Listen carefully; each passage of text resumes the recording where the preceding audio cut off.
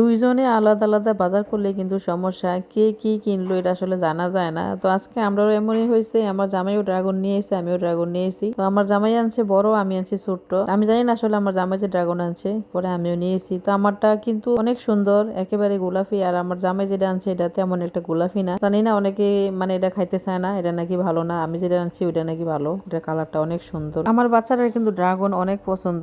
আমার কাছে আসলে তেমন ভালো লাগে না খাইতে, আমি খাইও না ড্রাগন। তো আমার মেজো মেয়ে কিন্তু অনেকদিন যাবত করেছে আমি ড্রাগন নিয়ে, তো বাজারে যাওয়া হয় না, ড্রাগন আনাও হয় না। তো আজকে যেহেতু গেছি, দুজনে একসাথে গেছিলাম, কিন্তু আলাদা আলাদা বাজার করা হয়েছে আর কি। দুইটার কালার যেমন ভিন্ন, দুইটার চামড়াও কিন্তু ভিন্ন। আমি যেটা আনছি এটার চামড়াটা একটু পাতলা, কালারটা ভিতরে অনেক সুন্দর। আর আমার জামাই যেটা আনছে এটা হলো উপরের চামড়াটাও ভারী, ভিতরের কালারটা অন্যরকম। তো একটু দেখাই, আমি যেটা আনছি এটা প্রথমে কাটতেছি, এটার কালারটা দেখেন মাশাআল্লাহ অনেক সুন্দর। ড্রাগন দেখে কিন্তু আমার বাচ্চারা মহা খুশি। আমি জানি না এটি কোন মজায় খায়, আমার কাছে একেবারে মজা লাগে না। এটি দাঁতে নিয়ে শুধু বিসি আর বিসি পরে কামড় দিতে গেলে আর ঠোঁট আর দাঁত একেবারে কেমন যে কালার হয়ে যায়। তো এই কারণে আসলে আমি খাই না। রুচি আসলে সবার একরকম হয় না, এক একজনের রুচি এক এক রকম। আমার হয়তো এটার মধ্যে রুচি নাই, এই কারণে আমি খাইতে পারি না। আমার বাচ্চাটার কাছে ভালো লাগে খাইতে, এই কারণে আমার বাচ্চারা খায়, অনেক পছন্দ করে কিন্তু ড্রাগন। তো এখন দেখেন যেটা কাটলো, এটা চামড়াটা কিন্তু অনেক পাতলা, ভিতরের ইয়াটা কিন্তু কালারটা অনেক সুন্দর, কালারটা আমি যেটা নিয়েছিলাম। আর আমার জামাই যেটা আনছিল ওইটাও কাটতেছে, ওইটা একটু দেখাই ওইটার কালারটা কেমন। সত্য কথা বলতে কি, আসলে আমরা যখন ছোট ছিলাম তখন এইসব ফল কোনো সময় দেখিও নাই, এসবের নামও শুনি নাই। তো এটি আসলে ইদানিং ড্রাগন ফলটা বেশি প্রচলন, ইদানিং আসলে মার্কেটে অ্যাভেলেবেল পাওয়া যায়। আগে আসলে এটা দেখাও যায়, তো এটা আসলে কেউ চিনতো না। তো এই কারণে হয়তো আমরা খাইতে পারি না আর কি। এখন যেহেতু বাচ্চারা চিনে জানে, এই কারণে এটা খাইতে পারে। আমার বাপের বাড়িতে কিন্তু অনেক ফল গাছ ছিল,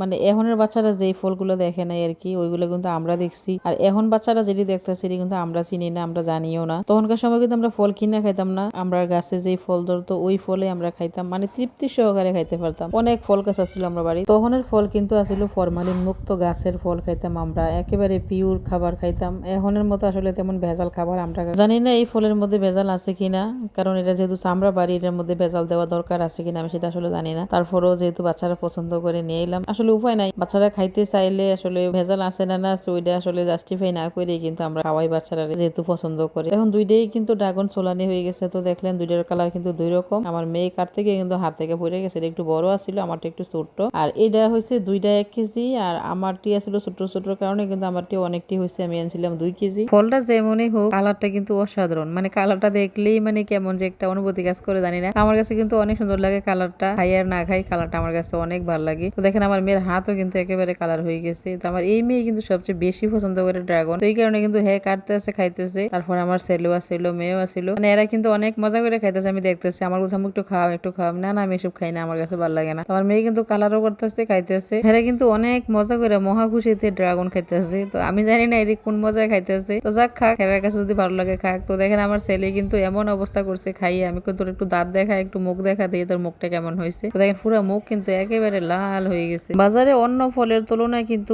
এই ফলটা একটু নাগালের ভিতরে আছে, অন্য অন্য ফল কিন্তু অনেক দাম।